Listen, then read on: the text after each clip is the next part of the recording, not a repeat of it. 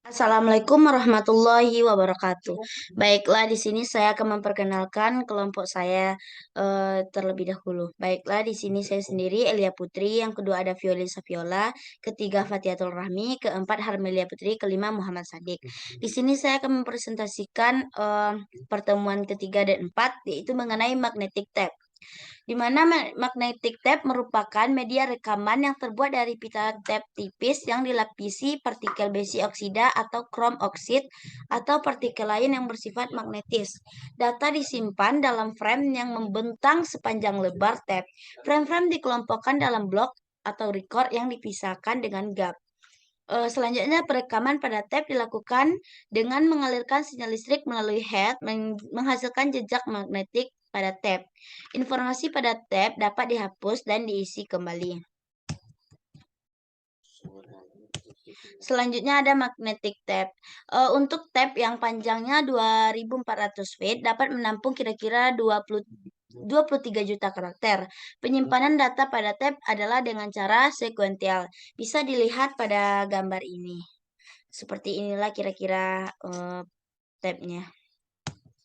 Selanjutnya yaitu density pada magnetic tape.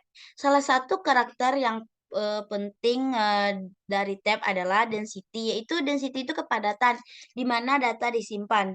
Density adalah fungsi dari media tape dari drive yang digunakan untuk merekam data ke media tape. Satuan yang digunakan density adalah bits per inch atau BPI. Umumnya density dari tape adalah 1600 BPI dan 6250 BPI. BPI itu bits per inch. Ekivalen dengan karakter per inch. Selanjutnya itu jumlah bit. Jumlah bit yang dapat direkam per inch disebut kepadatan tape. Density tape. Kepadatan tape yang populer adalah 1600 BPI bits per inch dan 6250 BPI. Contoh, di sini ada kepadatan simpan adalah 1600 bits per inch. Panjang tape-nya 3600 feet. 1 feet itu 12 inch. Jadi ditanya ini berapa kapasitas simpan magnetic tape? Jawab, kapasitas simpan di sini rumusnya density tape dikali panjang tape. Di sini density tape diketahui 1600 bits per inch dikali panjang tape. Panjang tape itu 3600. 1 feet 12 inch. Jadi 12 dikali 3600. Dapatlah 69 juta 120 bits. Selanjutnya ini ada tugas. Kepadatan simpan adalah 6250 bits per inch. Panjang tape-nya 6000. Berapa kapasitas simpan magnetic tape? Kapasitas simpan density tape kali panjang tape. Kepadatan simpan. Ini contoh-contoh soalnya ya. Selanjutnya informasi di magnetic tape dibaca dan ditulis menggunakan magnetic tape drive. Pembacaan dan penulisan memerlukan kecepatan konstan saat tape drive tidak membaca atau menulis informasi. Maka tape drive berhenti di suatu posisi saat diperintahkan berhenti. Tape drive melambat saat tape drive diperintahkan membaca. Tape drive mempercepat. Di sini dengan itu terdapat ruang di magnetic tape yang dilampaui. Karena demikian sifatnya, maka penyimpanan informasi di magnetic tape berbentuk kumpulan record dan antar record harus terdapat ruang antara yang disebut IRG. Nah, di sini ada ukuran IRG ini beragam dari setengah inch sampai 34 inch. Semakin panjang IRG, maka semakin memperkecil kapasitas simpan magnetic tape. Bisa dilihat seperti gambar interrecord gap. Contohnya, ini ada contoh kepadatannya magnetiknya 1600, ukuran recordnya 800, IRG-nya setengah inci. Berarti hanya setengah inci dari magnetic tape yang digunakan secara efektif atau utilitas magnetic adalah sebesar setengah. Bisa kita buktikan dengan menggunakan rumus UK dikali record kali B FR per UK dikali record kali BFR ditambah panjang dikali IRG dikali density. Baiklah, selanjutnya akan dijelaskan lagi oleh teman saya. Sekian dari saya, terima kasih. Baik, Assalamualaikum warahmatullahi wabarakatuh. Perkenalkan, nama saya Muhammad Sadik. Baik, saya akan menjelaskan materi pada pertemuan 7, yaitu organisasi file sekuensial. Definisi organisasi file sekuensial yaitu merupakan suatu teknik atau cara yang paling dasar untuk mengorganisasikan kumpulan record-record dalam sebuah berkas atau file. Pengorganisasian file di mana tiap-tiap record disimpan dalam urutan tertentu, di mana urutan dari record-record tersebut dipilih dari salah satu file yang ada dalam disebut file kunci. Contohnya pada file mahasiswa dan file pelanggan, yang menjadi file kuncinya adalah nomor BP dan kode file. Media penyimpanan yang digunakan adalah magnetic tape. Keuntungan dan kelemahan. Keuntungan dapat melakukan pengaksesan record dengan cepat. Kelemahannya yaitu tidak dapat mengakses langsung pada record yang diinginkan. Ciri-ciri organisasi file sekuensial yaitu record dibaca secara berurutan. Kedua, perubahan atau penambahan data atau record sukar dilakukan. Tiga, efisiensi dalam penggunaan tempat penyimpanan, yaitu sangat baik untuk frekuensi data yang kecil. Keempat, data tersimpan secara teratur menurut prinsip FIFO. Pembuatan file sekuensial meliputi penulisan record-record dalam serangkaian yang diinginkan pada media penyimpanan. Tugas-tugasnya yaitu pertama, pengumpulan data. Yang kedua, perubahan data dalam bentuk bahasa yang dapat dibaca oleh mesin. Ketiga, pengeditan data. Keempat, pemeriksaan terhadap data. Kelima, yaitu penyortiran dalam pengeditan data. Retrieval terhadap berkas sekuensial. Record pada berkas sekuensial diretrieve secara berurutan. Retrieve dari sebuah berkas bergantung pada jumlah data yang dihasilkan. Untuk peretrievan dengan cara sekuensial, perhatikan terlebih dahulu hit ratio-nya.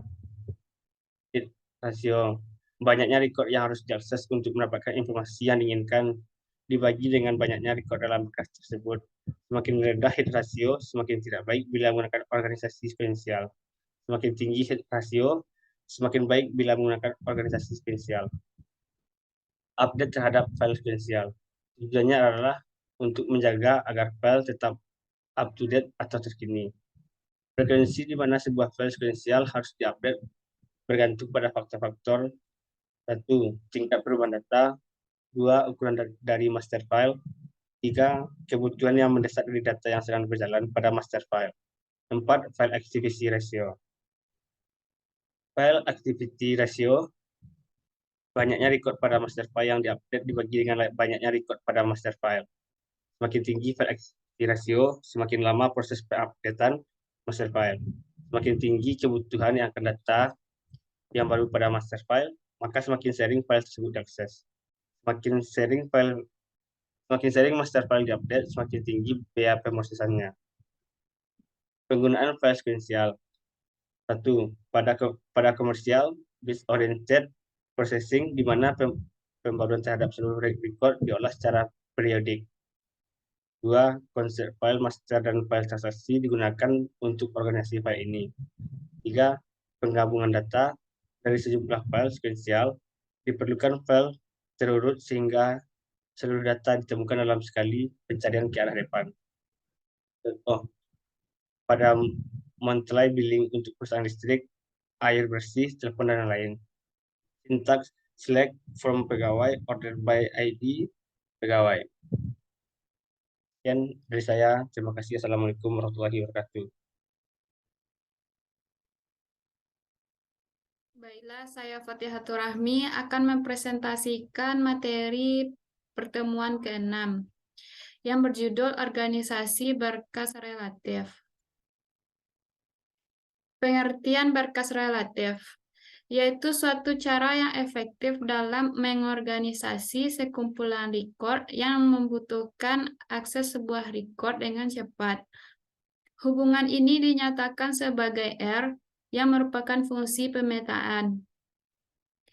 R nilai K ke address, dari nilai key ke address dalam penyimpanan sekunder. Proses berkas relatif. Pada waktu sebuah record ditulis ke dalam berkas relatif, fungsi pemetaan R digunakan untuk menerjemahkan nilai key dari record menjadi address, di mana record tersebut disimpan. Berkas relatif harus disimpan dalam media DASD seperti magnetic disk. Keuntungan organisasi relatif ada 3. Yang pertama, kita tidak perlu mengakses semua record master file, cukup mengakses langsung record yang dihendaki. Yang kedua, record dari berkas relatif dapat diupdate langsung tanpa perlu merekam kembali semua record. Yang ketiga, record dapat diakses secara langsung. Sebuah record dapat retrieve, insert, modifikasi, atau di-delete tanpa mempengaruhi record lain dalam berkas yang sama. Ciri-ciri organisasi file relatif. Yang pertama, data dibaca secara direct atau langsung. Yang kedua, penambahan atau perubahan pada record mudah dilakukan. Yang ketiga, sangat baik untuk frekuensi data yang besar. Yang keempat, data disimpan secara teratur menurut key address. Ada 3 teknik dasar yang digunakan untuk menyatakan fungsi pemetaan R, di mana R nilai key address, yaitu yang pertama, teknik pemetaan langsung atau direct mapping. Yang kedua, teknik pencarian tabel atau directory lookup. Yang ketiga, teknik kalkulasi alamat. Yang pertama itu teknik pemetaan langsung atau direct mapping. Teknik ini merupakan teknik yang sederhana untuk menerjemahkan nilai record key menjadi address.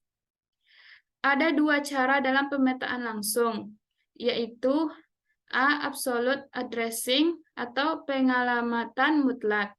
Yang B. Relative addressing atau pengalamatan relatif.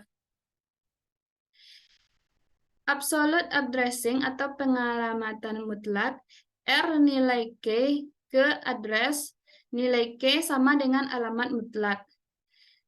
Pengalamatan mutlak adalah teknik pengalamatan yang keseluruhannya diberi wewenang kepada programmernya. Programmer bebas menentukan di mana alamat suatu record akan disimpan. Sangat mudah, tapi bila data yang disimpan relatif banyak, apakah si programmer masih hafal di mana alamat suatu record yang akan diaksesnya? Yang B, relative addressing, pengalamatan relatif, di mana R nilai key ke address, nilai key yang dimaksud adalah alamat relatif. Nilai key yang diberikan sama dengan alamat sementara record dalam media penyimpanan. Pengalamatan relatif adalah penunjukan alamat memori sesuai dengan nilai yang ada di key field-nya. Karena key field biasanya berisi kode, misalnya npm, maka akan terjadi pemborosan penggunaan alamat.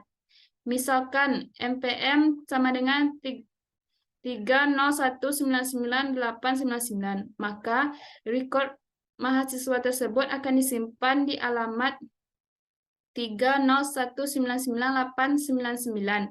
Padahal mungkin jumlah keseluruhan mahasiswa hanya berkisar 3.000 orang saja, tidak sampai 30 jutaan seperti yang ditunjukkan di npm tersebut.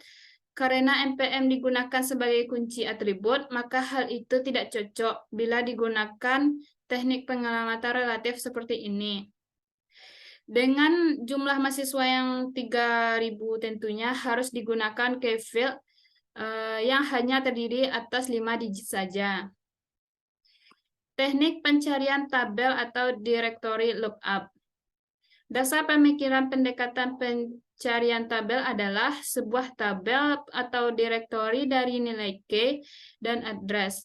Keuntungan dari pencarian tabel, yang pertama, sebuah record dapat diakses dengan cepat setelah nilai key dalam directory ditentukan. Yang kedua, nilai key dapat berupa field yang mudah dimengerti seperti part number, npm, karena nilai key tersebut akan diterjemahkan menjadi alamat. Nilai K adalah address space independen di mana reorganisasi berkas tak akan mempengaruhi nilai K, yang berubah adalah alamat dalam direktori. Untuk mengatasi pemborosan yang terjadi di pengalamatan relatif, maka cara pemetaan tabel atau directory lookup ini bisa digunakan sebagai solusinya. Teknik ini memisahkan record data lainnya dengan key field-nya. Semua key field disatukan dalam sebuah tabel, yang di dalam tabel tersebut dipetakan alamat record datanya, semacam mencari katalog di perpustakaan yang jika katalog itu ditemukan, maka buku akan dipinjam, diketahui lokasi tempat penyimpanannya. Teknik kalkulasi alamat. R nilai ke address adalah dengan melakukan kalkulasi atau perhitungan terhadap nilai K, hasilnya adalah alamat relatif. Salah satu masalah dari teknik ini adalah ditemukannya alamat relatif yang sama untuk nilai K yang berbeda. Keadaan di mana R K1 sama dengan R K2 disebut benturan. K1 tidak sama dengan K2 atau kolision, sedangkan nilai K, K1 dan K2 disebut sinonim. Sinonim adalah dua atau lebih nilai K yang berbeda pada hash ke home address yang sama. Baiklah, sekian. Terima kasih.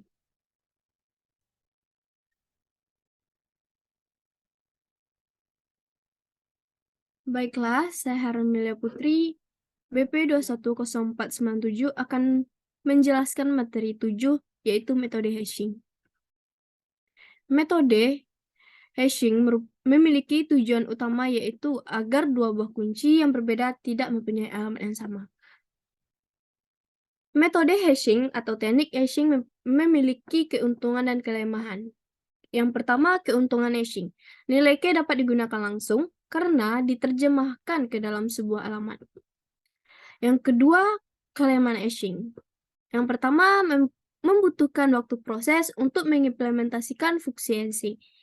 Yang kedua, membutuhkan waktu proses dan akses dalam mengatasi benturan. Adapun fungsi-fungsi hashing. Fungsi hashing ada 3. Yang pertama, division remainder. Merupakan alamat relatif dari suatu nilai K yang merupakan sisa dari hasil pembagian nilai K tersebut dengan suatu bilangan yang disebut dengan bilangan pembagi. Faktor-faktor yang dipertimbangkan dalam bilangan pembagi ini, menurut riset dari Will Buchholz, sebaiknya pembagi ini merupakan bilangan prima, dan bilangan prima yang digunakan sebaiknya kurang dari 20. Yang kedua, faktor-faktornya, walaupun telah ditentukan pembagi dengan baik untuk mengatasi benturan, bila ruang alamat dari bekas relatif mendekati penuh, maka peluang terjadinya benturan atau tabrakan akan meningkat. Dan untuk mengukur kepenuhan berkas relatif digunakan untuk load factor atau faktor load. Yang kedua, mid-square hashing. Merupakan fungsi untuk mendapatkan alamat relatif dengan cara nilai K yang ada dikuadratkan, kemudian beberapa digit diambil di tengahnya. Contoh, untuk berkas 4000 record dibutuhkan 4 digit. Nilai K yang kita gunakan 1, 2, 3, 4, 5, 6, 7, 8, 9. Jumlah nilai K yang dikuadratkan dari nilai K yang kita gunakan tadi sama dengan 1, 2, 3, 4, 5, 6, 7, 8, 50, 50, 190521 sama dengan, yaitu atau sama dengan jumlah yang kita gunakan dari nilai K yang kita gunakan itu, yaitu berjumlah 17 digit untuk alamat relatifnya. 17/2 sama dengan 81/2. Kenapa? Karena kita mulai dari digit 8 dan hitung dari kiri, dan juga ditentukan 4 digit. Maka alamat relatifnya adalah 8750. Kenapa kita ambil 8750? Karena letaknya atau posisinya di tengah. Yang ketiga, hashing bell folding merupakan fungsi untuk mendapatkan alamat relatif dengan cara nilai K dibagi menjadi beberapa bagian. Setiap bagian, kecuali bagian terakhir, mempunyai digit yang sama dengan alamat relatifnya. Yang pertama, pelipatan oleh batas. Contoh nilai Yang kita gunakan 1, 2, 3, 4, 5, 6, 7, 8, 9 dan alamat relatifnya sebanyak 3. Maka hasilnya 4, 5, 6, 7, 8, 9, 3, 2, 1. Kenapa? Karena kita dapat mengelompokkan menjadi 3 bagian. Maka hasilnya 4, 5, 6, 7, 8, 9, 3, 2, 1. Yang kedua, pelipatan oleh pergeseran. Dengan dilakukan dengan membagi digit K tersebut dengan cara seolah-olah menggeser batas pembagian digit. Perbandingan fungsi Hashing. Perbandingan fungsi Hashing ada 3, yaitu yang pertama teknik division remainder dengan memberikan penampilan yang terbaik secara keseluruhan. Yang kedua, teknik mid square dengan dapat dipakai untuk dengan log faktor cukup rendah akan memberikan penampilan baik, tetapi kadang dapat menghasilkan penampilan yang buruk dengan beberapa collision. Yang ketiga, teknik folding, teknik paling mudah dan diperhitungkan tetapi dapat memberikan hasil yang salah, kecuali panjang nilai K sama dengan panjang address. Kriteria fungsi hashing ada 2. Yang pertama, dapat mendistribusikan setiap record secara merata, sehingga dapat minimalkan terjadinya tabrakan atau benturan. Yang kedua, dapat dieksekusi secara efisien sehingga waktu tidak habis untuk menghitung home address-nya saja. Yang terakhir, pendekatan terhadap masalah benturan atau tabrakan. Sasaran ini adalah untuk memposisikan record yang mengalami benturan atau tabrakan ke lokasi lain. Ada 3 teknik terhadap pendekatan ini yang kita gunakan. Pertama, open addressing, yaitu menempatkan alamat yang bukan alamat relatif ke dalam berkas relatifnya. Yang 2, separate overflow, yaitu menempatkan alamat untuk nilai K yang mengalami benturan di luar dari primary K pada berkas relatif, yaitu pada overflow R. Yang ketiga, closed cat hashing, yaitu dengan menggunakan pointer yang menghubungkan nilai K membentuk rantai record yang sama dengan alamat relatifnya. Baiklah, itulah penjelasan materi 7 dari saya. Sekian.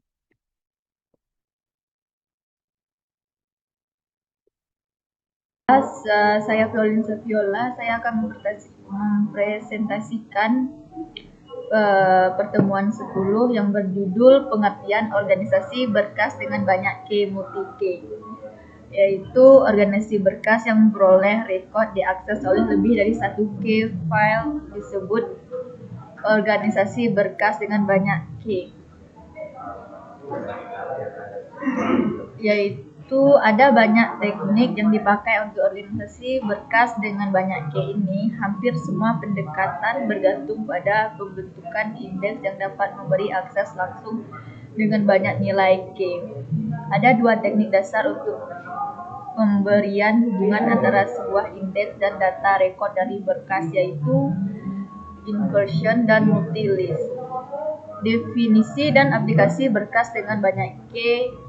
Yang pertama, banyak sistem informasi interaktif memerlukan dukungan dari berkas banyak K. Contohnya, sebuah sistem perbankan yang mempunyai beberapa pemakai besar seperti kasir, pegawai kredit, manajer cabang, pegawai bank, nasabah, dan lain-lain. Semuanya memerlukan akses data yang sama dengan format record. Ada pemakai yang berbeda memerlukan akses rekod-rekod ini dalam cara yang berbeda, yaitu kasir mengidentifikasikan rekod account menurut nilai ID, kredit mengakses semua rekod menurut nilai overdraw limit atau semua rekod account dengan nilai SOCNO, manajer cabang akses semua rekod menurut branch dan tipe.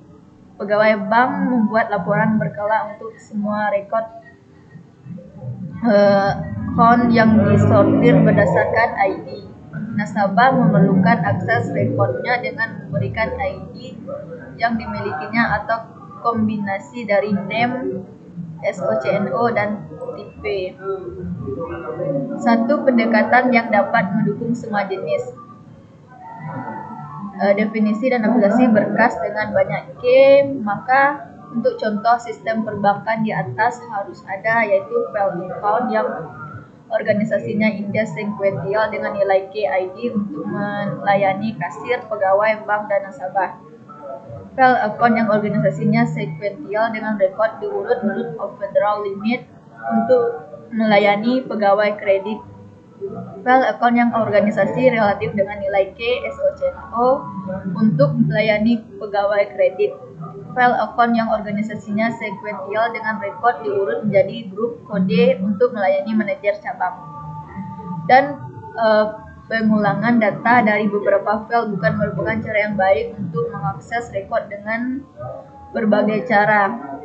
Dan cara ini memerlukan space ruang yang besar di stroke dan kesulitan pada waktu update rekod secara serentak. Untuk mengatasi masalah di atas, maka digunakan organisasi berkas banyak K yang umumnya diimplementasikan dengan pembentukan banyak indeks untuk memberikan akses yang berbeda terhadap rekod data.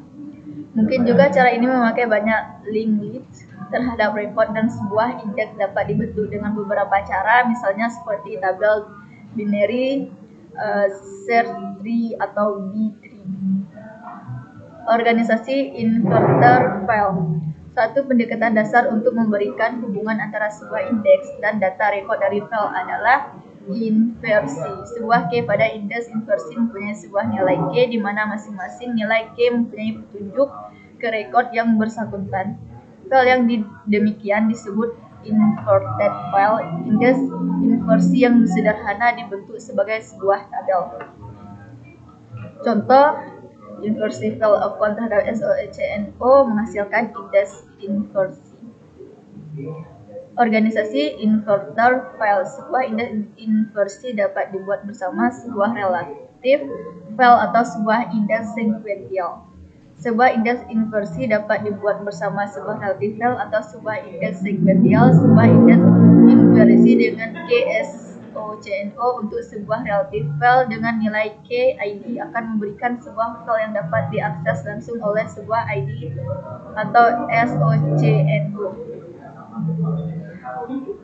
Jika sebuah K dipakai untuk menentukan struktur dari file disebut primary K, sedangkan K yang lainnya disebut secondary K. File yang mempunyai indeks inversi untuk setiap data file disebut complete inverted. File yang bukan complete inverted tapi paling sedikit mempunyai atau satu indeks inversi disebut partially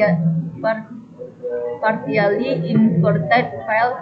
Sebuah variasi dari struktur indeks inversi adalah pemakaian secondary K dan primary K dari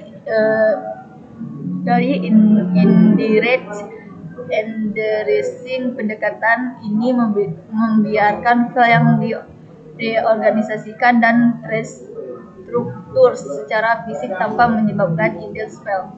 Pada contoh di atas, nilai SOCO adalah unik. Setiap SOCO dalam indeks inversi mempunyai rekod. Indeks inversi dapat juga dipakai dengan K yang bukan unik. Satu hal yang baik dari inversi file adalah beberapa pertanyaan di bawah ini dapat dijawab tanpa akses data file cukup dengan indeks inversinya, yaitu apakah ada indeks untuk SOCO, berapa banyak account dengan grup kode, berapa banyak account dengan brand, apakah brand NE mempunyai type. Selanjutnya, organisasi multilist file, suatu pendekatan lain yang memberikan hubungan antara sebuah indeks dan data. Rekod dari sebuah file disebut organisasi multilist file. Seperti sebuah inverted file, sebuah multilist file mempunyai sebuah indeks untuk setiap secondary K. Organisasi multilist file berbeda dengan inverted file di mana dalam indeks inversi untuk sebuah nilai K mempunyai sebuah petunjuk untuk sebuah data rekod dengan nilai K.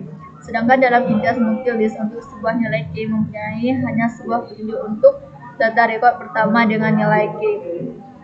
Data rekod mempunyai petunjuk untuk data rekod selanjutnya dengan nilai K, dan seterusnya. Maka terdapat sebuah linked list dari data record untuk setiap nilai dari secondary key. Nilai key harus diurut. Struktur indeks adalah tabel dengan indirect addressing dan mempunyai hubungan data record yang disusun menurut ID secara ascending.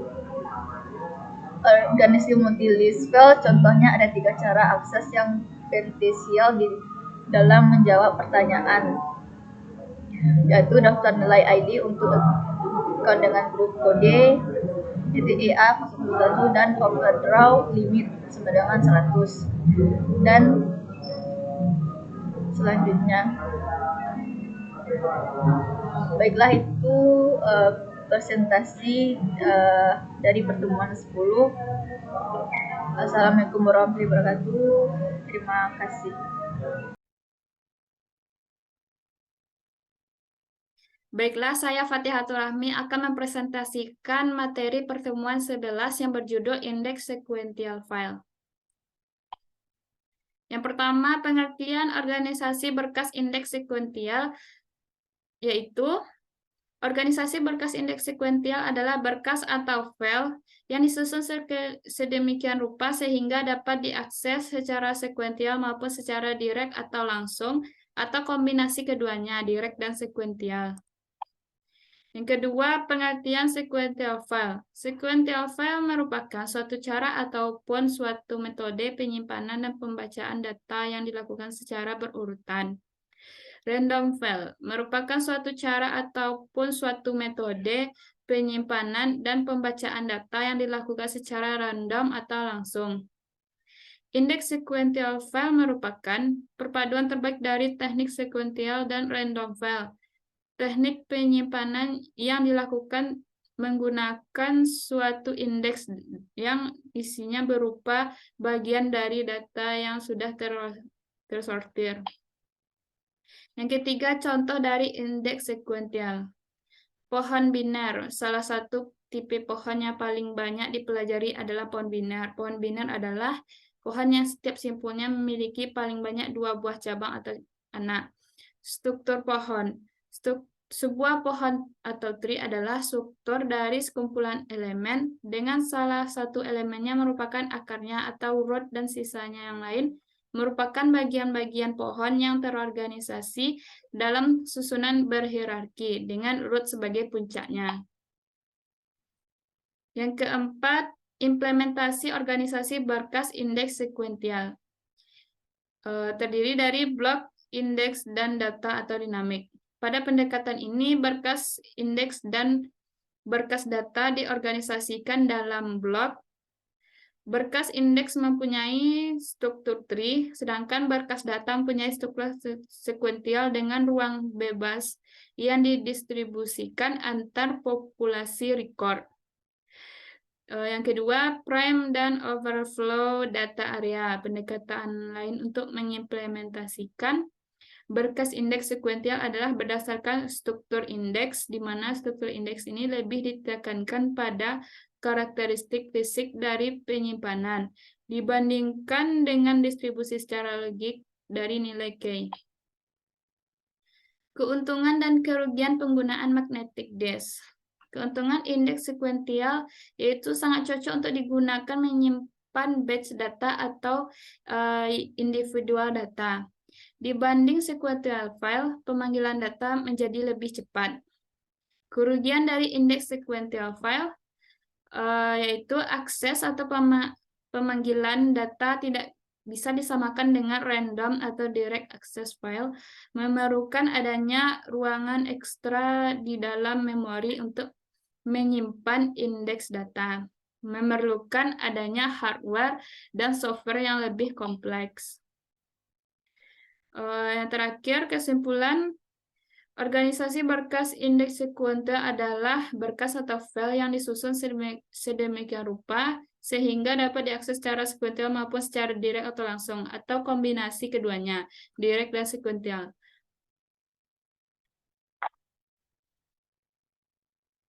Sekian, terima kasih. Assalamualaikum warahmatullahi wabarakatuh.